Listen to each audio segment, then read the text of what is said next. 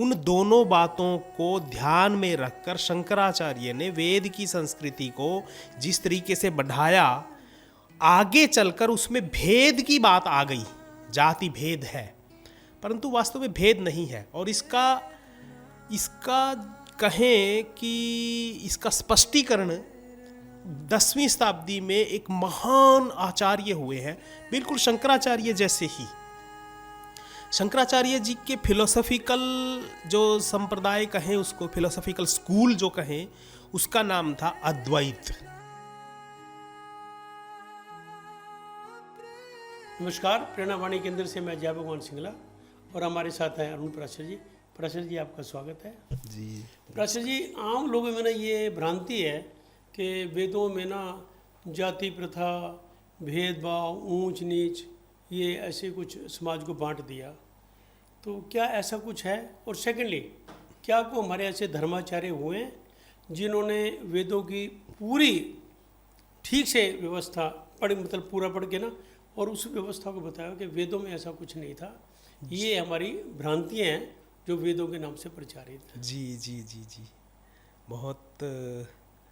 बहुत ही ज्वलंत भी और सुंदर प्रश्न है। जैसे हम पिछले दिनों बात कर रहे थे कि हमारे ऐसे आचार्य जिनको या तो शास्त्रों ने भी कहा है कि वो अवतार की श्रेणी के हैं, या उनके कार्य को देखकर हम लोगों ने उनको ऐसा घोषित किया कि ये वो सामान्य नहीं है। हाँ, लाइक अवतार है, अवतार की तरह अवतार है। हाँ। बिल्कुल। तो ऐसे ही एक दक्षिण में रामानुजाचार्य हुए। हाँ, रामानुजाचार्य जी, बिल्कुल, मैंने भी नाम सुना उनका जी। रामानुजाचार्य। तो जैसे शंकराचार्य के बारे में ये बात है कि वेद में जो व्यवस्थाएं हैं, वर्ण व्यवस्था है या आगे चलकर जाति व्यवस्था है, मैं जाति भेद की बात नहीं कर रहा, वो व्यवस्थाएं हैं, और उनका दोनों बातों से, एजुकेशनल भी और जो बायोलॉजिकल होता है, मतलब कि मेरे ब्लड से जो जैविक संबंध जिसका है बच्चे का, और किसी तपोवन से पढ़कर जो संस्कृति उसने अपने जीवन में लाई है, उन दोनों बातों को ध्यान में रखकर शंकराचार्य ने वेद की संस्कृति को जिस तरीके से बढ़ाया, आगे चलकर उसमें भेद की बात आ गई। जाति भेद है, परंतु वास्तव में भेद नहीं है। और इसका कहें कि इसका स्पष्टीकरण 10वीं शताब्दी में एक महान आचार्य हुए हैं, बिल्कुल शंकराचार्य जैसे ही। शंकराचार्य जी के फिलोसॉफिकल जो संप्रदाय कहें, उसको फिलोसॉफिकल स्कूल जो कहें, उसका नाम था अद्वैत। क्योंकि ब्रह्म सत्यं जगन मिथ्या, उनका एक सूत्र है कि ये जो जगत है ये है ही नहीं, मिथ्या है, केवल सत्य है तो वो ब्रह्म है। पर इसको आम आदमी अपने लोकाचार में, व्यवहार में, डीलिंग में वो उस तरीके से ढाल नहीं सका, और फिर उसको देखते हुए रामानुजाचार्य ने उसकी व्याख्या इस तरीके से की कि ब्रह्म तो है, पर ब्रह्म के साथ साथ उसी की दो शक्तियाँ और हैं। वो है जैसे जगत, वो भी सत्य ही है, और एक जीव, वो भी सत्य ही है। जैसे हमारा सांख्य दर्शन बोलता है, और दयानंद वगैरह के जो धारा चली, वो भी उस बात को लेकर चलते हैं। तो रामानुजाचार्य वो व्यक्ति थे जिन्होंने उस जो भेद की बात कही, या फिर थोड़ा बहुत उस जमाने में 10वीं शताब्दी में हुए हो वो, यानी कि 1067 में उनका जन्म हुआ और 1137 तक वो रहे, 120 वर्ष की आयु ली उन्होंने। अच्छा। हाँ जी, ऐसे आचार्य, मतलब ऐसा मानना चाहिए कि इतने क्रांतिकारी थे वो, कि जो बातें लोक में अलगाव उत्पन्न करती थी, उनको सबको स्टडी करके समेटा और कहा कि जाति कोई भेद नहीं है, ये व्यवस्था थी, और व्यवस्था को आप किस तरीके से लेते हो, रोटी बेटी को किस हद तक संभाल पाते हो, वो सब बातें अपने भाष्यों के द्वारा, अपने टीकाओं के द्वारा, अपने ग्रंथों के द्वारा, अपने लेखन के द्वारा, इतना ही नहीं, अपने खुले आमतौर पर जो प्रवचन वो देते थे उनके द्वारा, क्योंकि 120 वर्ष की आयु थी, छोटी तो थी नहीं, वही काम किया उन्होंने पूरे जीवन में और लाखों लोगों को मार्गदर्शन दिया।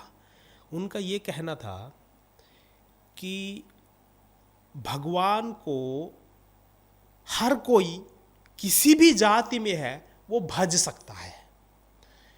देखिए, जब सिद्धांत कुछ कठोर शब्दावली में कुछ समझाने की बात करता है ना, तो जो सामान्य व्यक्ति है वो कुछ और हाँ उसका अर्थ अनर्थ हो जाता है। हाँ जी, हाँ जी, कुछ और समझ लेता है।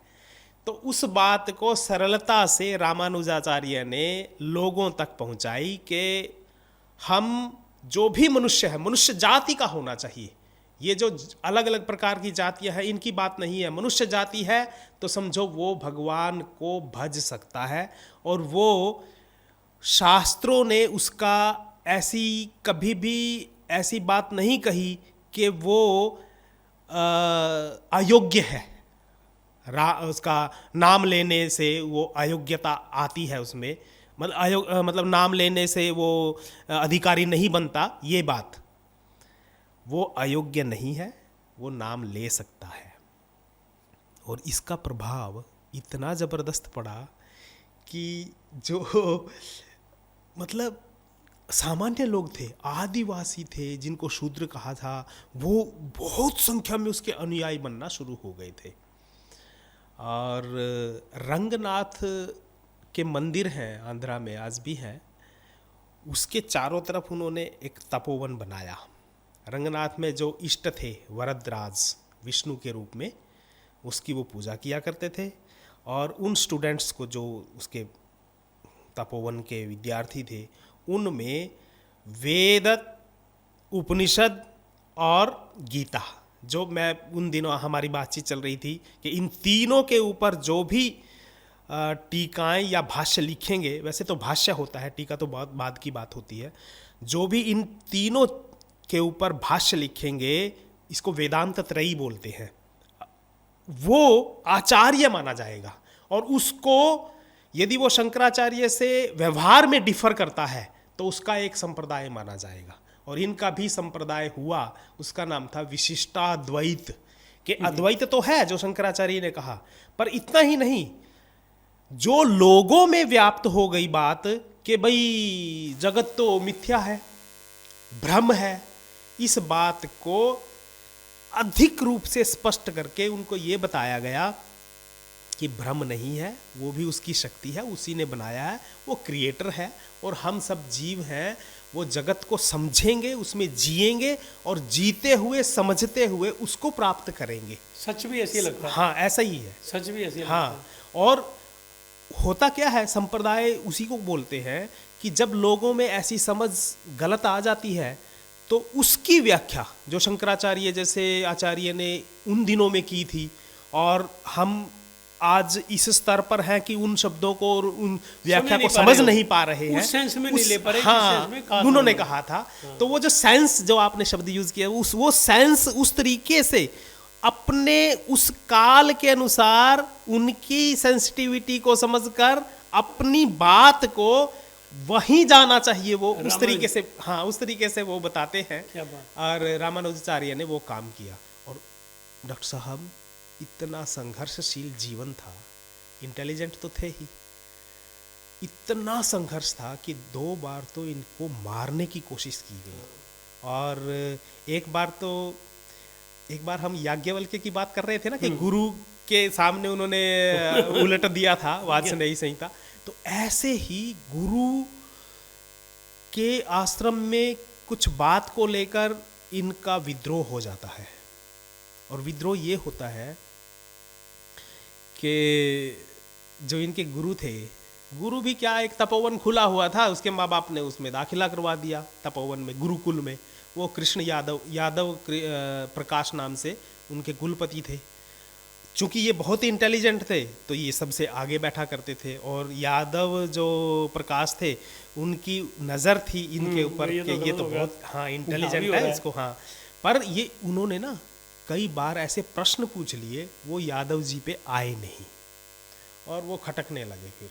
और एक बार तो इतना क्रोध आया यादव कृष्ण को, ह्यूमन बीइंग होता है कि कई बार हो जाता है, तो इनको निकाल दिया।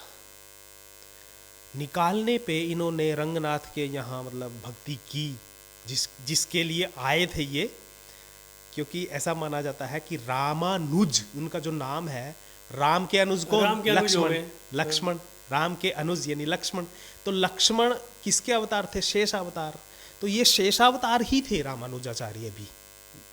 अभी मतलब थोड़े दिन पहले 1000 मतलब 37 में जन्मे और 1137 में 67 में जन्मे, 37 तक रहे। ज़्यादा मतलब ऐसा मानने के, हाँ, युगों की बात नहीं है, कुछ मतलब नज़दीकी है। तो जब गुरु को ऐसा लगा कि ये तो इसकी तो ख्याति फैल रही है, तो इन्होंने षड्यंत्र से इसको जंगल में भेजकर और मारने की योजना बना ली। गोविंद इसके मामे का लड़का था, वो भी साथ में था। उसको पता चल गया तो उसने ये इसके कान में फूंक दिया, ये बचा लिया। ये कहीं यात्रा पे ऐसा बोलने लगे थे कि काशी जाके आएंगे, तो ये बच गया। बचने के बाद ये कांची जो है हमारा कांची पीठ शंकराचार्य की, वहाँ चला गया और वहीं रहकर इसने लोगों में भी चेतना भरी और खुद के जीवन में इतना स्टडी की वेदों की बहुत। और इनके जीवन में जो हम सब जानते हैं, यमुनाचार्य जी बहुत बड़े आचार्य हुए हैं शंकराचार्य जी की तरह। तो यमुनाचार्य जी को ये चाहते थे कि मेरा ये गुरु बन जाए, और यमुनाचार्य जी ये सोचते थे कि कोई ऐसा व्यक्ति इतना बुद्धिमान, हाँ, मिले मुझे कि जो हमारी परंपरा है 3 इन ग्रंथों के ऊपर भाष्य लिखने की, इसको आगे बढ़ाए। आज ना प्राचीन जी टीचर्स डे है जी। तो मैं इस बात को जोड़ के कह रहा हूँ, हर एक टीचर की ये इच्छा होती है कि मेरे को कोई ऐसा शिष्य मिले जितना मेरे अंदर ज्ञान है ना, जितना जी जी जी जी मैं उसको दे दूं और वो उसको अडॉप्ट कर ले, जी वो बिल्कुल उसको एक्सेप्ट कर ले। जी। तो ऐसी कुछ भावना जो है ना, हाँ। ये उस टाइम उनके अंदर ही होगी कि कोई शिष्य ऐसा मिले। हाँ। ये हर एक टीचर के अंदर होती है, गुरु के बिल्कुल अंदर, बिल्कुल कि बिल्कुल कोई लायक शिष्य मिले। बिल्कुल योग्य पात्र होगा तो मैं योग्य सब कुछ पात्र। दे सकूंगा उसको। तो पर दुर्भाग्य से यमुनाचार्य जी के पास जब ये पहुँचे तो यमुनाचार्य जी परलोक चले गए। परंतु कहते हैं उनकी वो 3 उंगलियां ऐसे रह गई उसमें, जो पार्थिव शरीर था, और सब नज़र उनकी मतलब अद्भुत थी। सबको ये लगा कि ये तो अद्भुत बात है, सबकी नज़र में आई ये बात। तो लोगों, उनका जो प्रमुख शिष्य था उसने बताया कि जब ये प्राण इनके जा रहे थे तो इनकी एक इच्छा थी कि ये जो 3 ग्रंथ हैं इनके ऊपर कोई टीका लिखे। तब उस पार्थिव शरीर के पास, क्योंकि ये तो दीक्षा लेने के लिए पहुँचे थे वहाँ रामानुजाचार्य जी, ये इन्होंने संकल्प लिया कि मैं यमुनाचार्य जी का ये जो अधूरा संकल्प है ये मैं पूरा करूँगा। और कहते हैं वो 3 उंगलियां ऐसे हो रही थी ना, तो एकदम हाथ ऐसे हो गया, और सब ने, जितने भी लोग थे, ये सब ने सोच लिया कि ये अंतिम इच्छा इनकी पूरी करने की जो रह गई थी, आपने संकल्प ले लिया, इसलिए ये करोगे। हाँ, ये मतलब इशारा है पर ये कर सकोगे आप। और इन्होंने जब ये 80 वर्ष के थे, 80 से 70 और 80 के बीच का जो दशक होता है, उसमें ये काम किया। उसके बाद इनकी ख्याति चारों तरफ फैली और 120 वर्ष के होकर अपने शिष्यों को 72-76 शिष्यों को इन्होंने तैयार किया। और सबसे ज़्यादा सनातन धर्म का काम रामानुजाचार्य ने उन दिनों में किया था। तो ये मानना जा सकता है कि कभी भी धर्म पे संकट आएगा या धुंधला पड़ जाएगा, जी जी, परमात्मा कोई ऐसी माया रचेंगे, फिर किसी को भेजेंगे। हाँ जी, हाँ जी। और वो जो गर्दा गिर गया ना उसको हटा के फिर उसको उसी तरह से पहले स्थापित कर। और आप जो बोल रहे थे कि वेदों में जाति की बात, इन्होंने मतलब इस बात को जो स्थापित करने का षड्यंत्र भी रच रहे थे और लोगों में गलत धारणाएं भी फैल गई थी कि भेद है, वो ठीक किया। भेद नहीं है, व्यवस्था थी और सबको अधिकार दिया। प्राचार्य जी, आपने हमारी सारी शंकाएं दूर करते, आपका बहुत बहुत धन्यवाद। थैंक यू, धन्यवाद।